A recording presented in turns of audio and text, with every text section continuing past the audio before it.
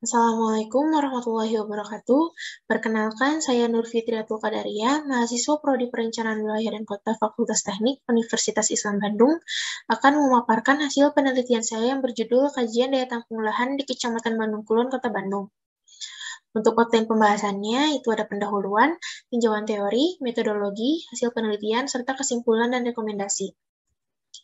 Untuk pendahuluannya, daya tampung merupakan kemampuan suatu lahan untuk menerima penghuni atau kemampuan untuk ditempati. Lahan tersebut memiliki limitasi sehingga pemenuhannya harus sesuai dengan daya dukung dan daya tampung agar dapat mencapai standar hidup yang layak.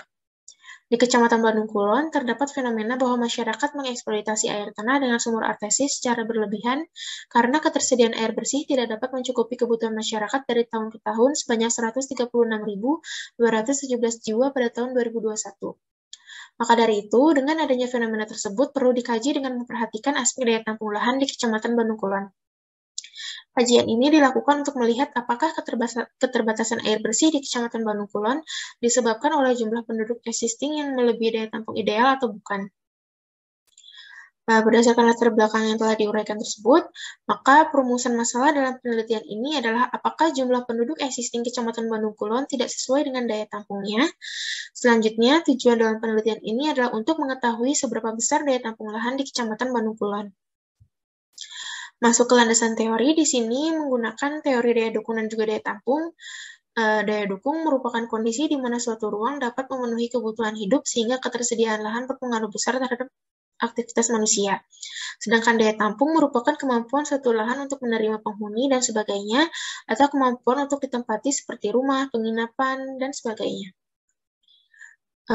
Untuk metodologi penelitiannya, metode yang digunakan adalah metode kuantitatif dengan analisis data kuantitatif pula. Metode analisis yang dilakukan adalah analisis daya dukung dan daya tampung dengan metode analisis spasial dibantu alat analisis yaitu GIS atau Geography Information System yang dilengkapi tahapan scoring. Analisis spasial dalam penelitian ini dilakukan dengan cara mentumpang tindihkan peta atau berbagai parameter kesesuaian lahan yang telah diberi penilaian atau skor sehingga nantinya akan menghasilkan output berupa data spasial kesesuaian lahan permukiman.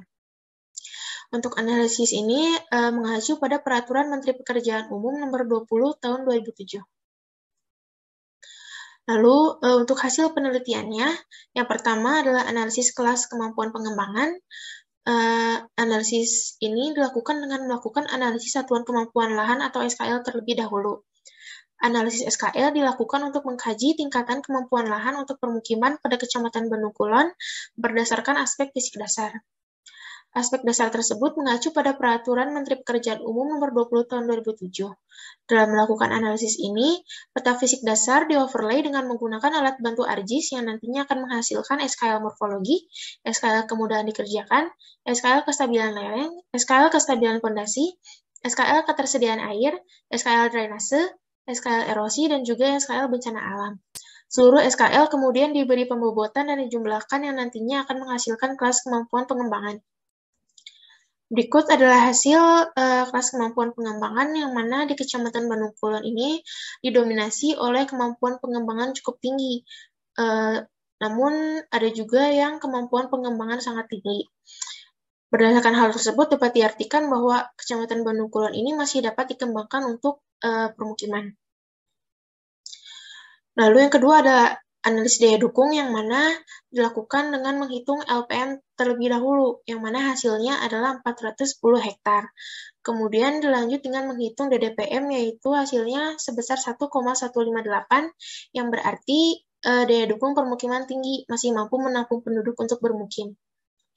Yang kedua dilakukan analisis daya tampung, yang mana mengikuti persamaan yang dikembangkan oleh Lutfi Muta'ali, hasilnya adalah sebesar 157.740 jiwa. Maka dari itu, diambil kesimpulan bahwa jumlah penduduk existing masih sesuai dengan daya tampung ideal atau dapat dikatakan bahwa Kecamatan Bandung Kulon masih mampu menampung penduduk untuk bermukim. Berdasarkan hal tersebut, adanya fenomena keterbatasan ketersediaan air bersih bukan disebabkan oleh banyaknya jumlah penduduk, melainkan dari faktor lain.